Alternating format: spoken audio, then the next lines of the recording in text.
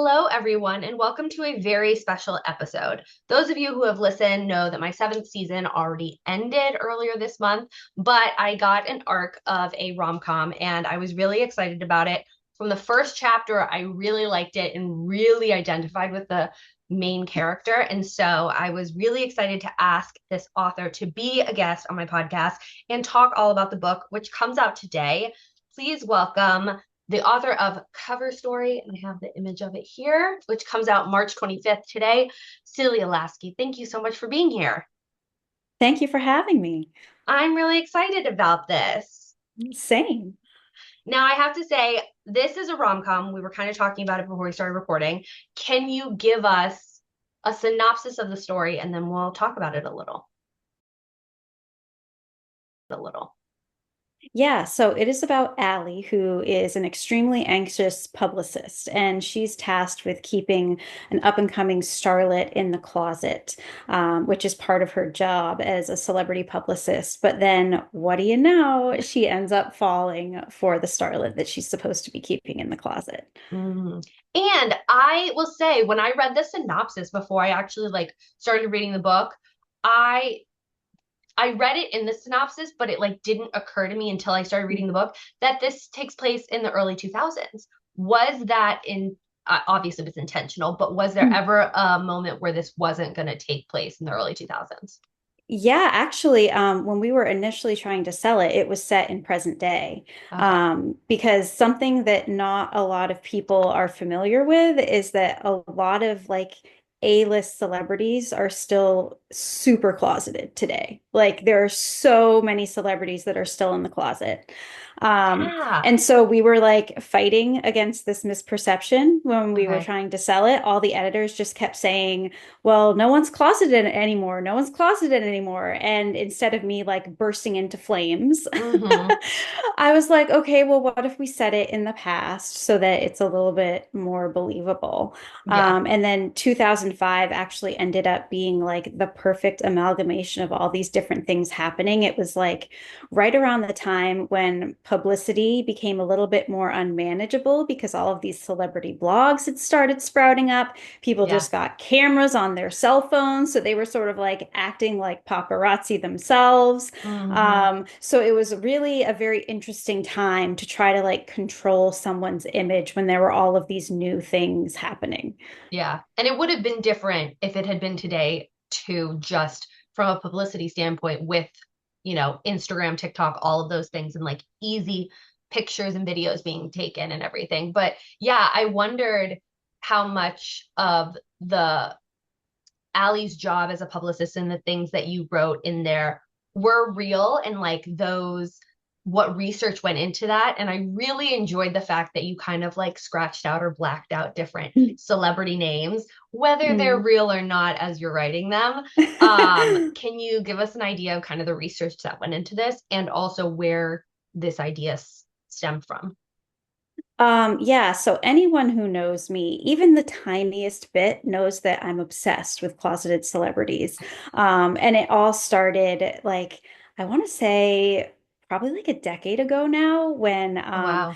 I used to have my friends over for potluck like dinner parties all the time. And I had this friend who was dating the editor of like a big fashion magazine at the time. And they were telling me about how they were like backstage at this event like the past weekend and they saw like an A-list actor kiss his male partner backstage.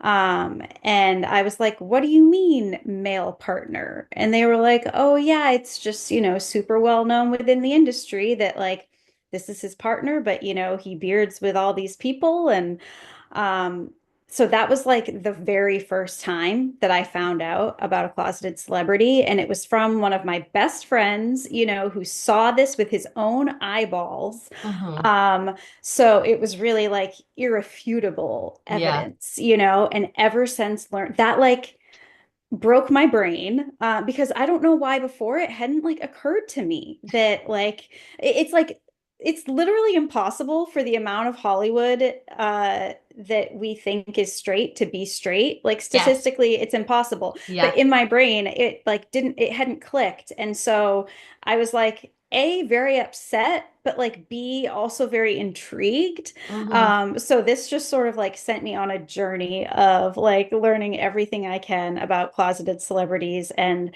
I've lived in LA for like 8 years now. Oh, so it must be way more than a decade ago that I learned about this initial celebrity. But anyway, ever since I moved to LA, everyone is always talking about like the people that are super well known to be closeted. And it's just this thing of like everybody in the industry knows, but it's just sort of like the masses Yeah. who don't know. So truly don't get me started Yeah. talking about closeted celebrities. I could go for hours. So yeah, the research was honestly just me living my life and like delving into this Yeah. stuff out of my own curiosity. So yeah, this was a very organic sort of out of my own interest Yeah. kind of thing to write about. And it is so fascinating because I agree with you on all of your thought processes. Like there's just no way that everybody in Hollywood or the entertainment industry that we think is straight, and especially not in this day and age. And Yeah. it's funny because the instance you talk about with your friend, you kind of wrote about in the book, like somebody Yeah. behind the scenes at an award show kissing their partner. And I Yeah. read that and I was just like, granted, I'm coming from the mindset of 2025 and like camera phones and everything else, but I read that and I was like, how is it that no one's talking about that? There's no way. And then you have a moment in the book where you also talk about how, publicists and other people in the industry all know it's just the general public that doesn't. And Hmm. and to me, that also seems crazy that we wouldn't in this day and age. Like it just seems insane to me that Hollywood could keep some of the secrets that they do away from us, but we know that's true. So It's that was also hard. literally it's literally like the one verboten topic. And like there's part of that where it's like, okay, that's quote unquote respectful, but at the same Yes. time, it's also reinforcing homophobia. Because if you're Yes. going to talk about all this other stuff, like, a celebrity caught with drugs, this and that, it's like if this is the one thing you won't talk Yeah. about, you are reinforcing that it's bad. Yeah. So it's really it's a very sticky Yeah. subject to talk about, especially because the idea of like coming out is so different these days too. Like a lot of younger people these days believe that you shouldn't Hmm. ever have to officially come out, Hmm. because people just shouldn't assume that anyone is straight. Yeah. But it's sort of like we are still in a place where that's the Yeah. default. So, and especially if the media in general is going to assume that people are straight, it's like I think people do still need to do something to Yeah. come out, even Yeah. if it's not like, there are certain celebrities where they'll just like they'll ask the paparazzi to take a picture of them like kissing someone of the same sex so that they don't have to say anything, and it's just like this is me, like coming Yeah. out. I'm Yeah. Here's this photo. I'm not going to like make an official statement or anything, but I'm not Yeah. hiding.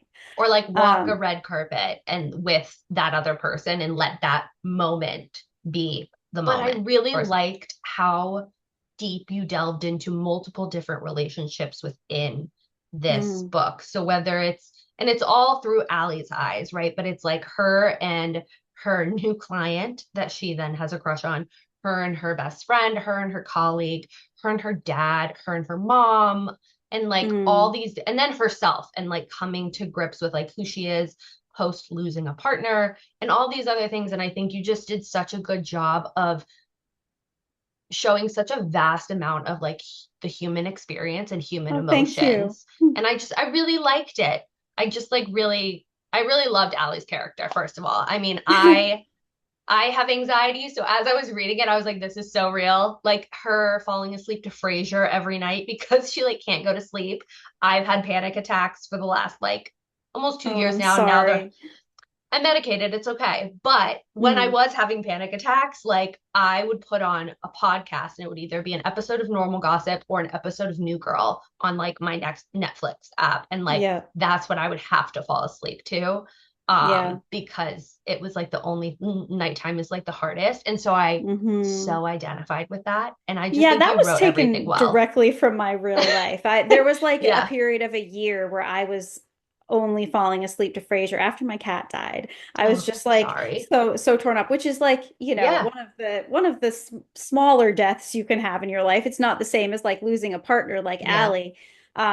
But yeah, I was falling asleep to Frasier for like a straight up year. And during the period of my life when I was writing Cover Story, I had all the same anxiety basically that Allie did.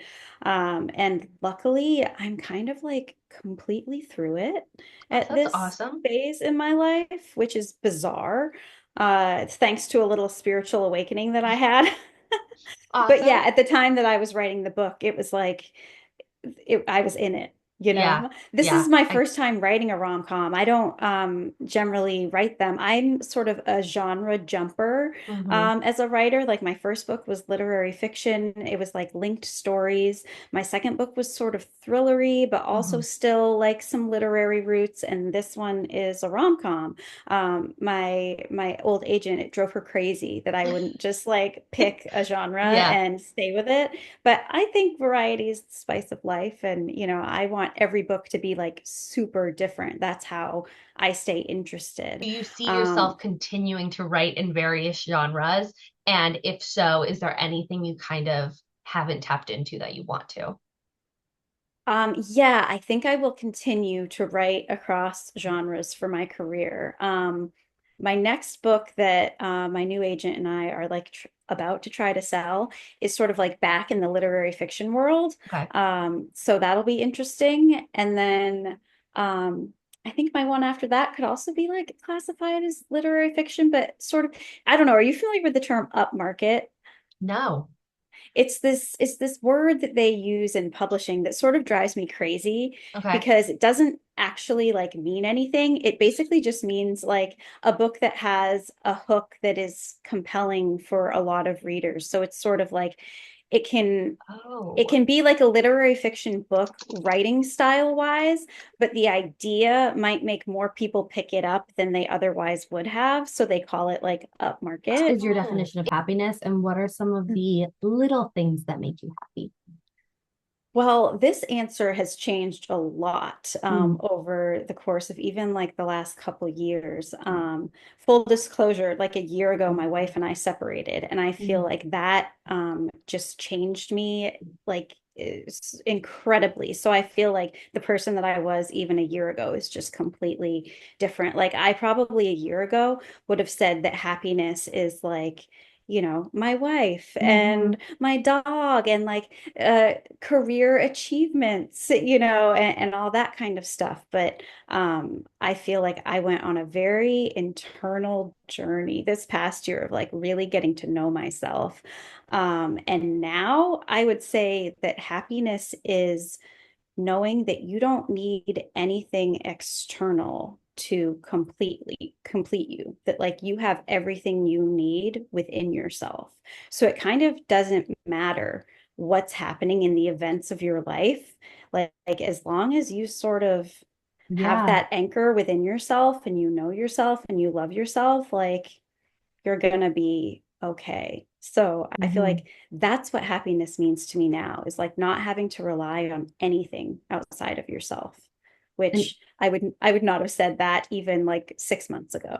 yeah. And isn't it interesting how big life moments kind of make a bigger, whether it's something that happens to you or something you see happen, kind of can alter that entirely. Yeah. Mm, that, Yep. yeah.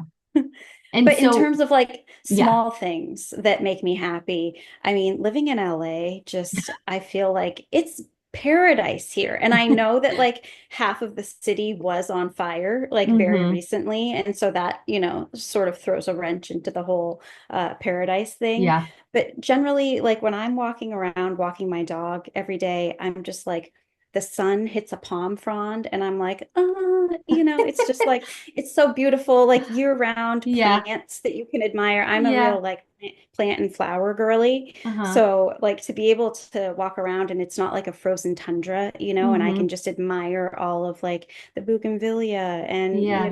the agave and this and that.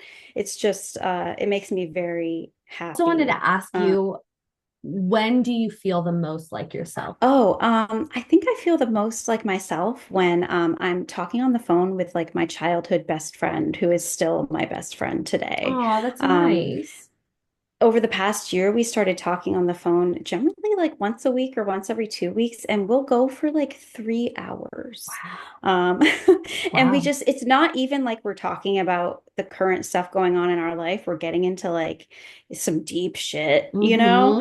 Mm-hmm. And we just know each other so well. And she's just such like a wise and hilarious person that I just feel so like understood and seen when I'm Yeah. talking to her. So that is probably when. What would you do if you knew you wouldn't fail? Okay, so this is an amazing question. I love it. And I think everyone should try to live their entire life as if this is this is the way to think, you know? Like, what if I didn't fail? What would I go after? And this Mhm. is truly how I try to live now. But I think the thing that I would most like to pursue if I knew I wouldn't fail right now is I have a like a musical background. I grew up as a classical pianist and I wrote a lot of my Oh, own wow. songs growing up. And then my path sort of like it was like, well, you have to choose. Are you gonna write, books, or are you gonna like write music? And I chose books, but I think a lot about the sort of road untraveled. Mm. So at this phase in my life, I think I would really like to like write and record an album. Ooh. Um, and I would like to try to like learn how to sing, even Celia, though thank you so much for being here and giving me any ounce of your time. I'm so thankful. This has thank been you. And like I was saying to you before, I really appreciate like the depth of these questions because it's more than you usually get in one of these interviews. And it really made me think, and I really appreciate it. Oh, I'm so glad. Mhm. And where can everybody find you and where can they get your Yeah, books? so I Because feel like the easiest thing to do is just go to celialasky.com. Make sure you put an E in my last name, Laskey. A lot of Mhm. people want to leave that out. But if you just go to celialasky.com, all the links are there for all of my books. So you'll be Mhm. all set. Awesome.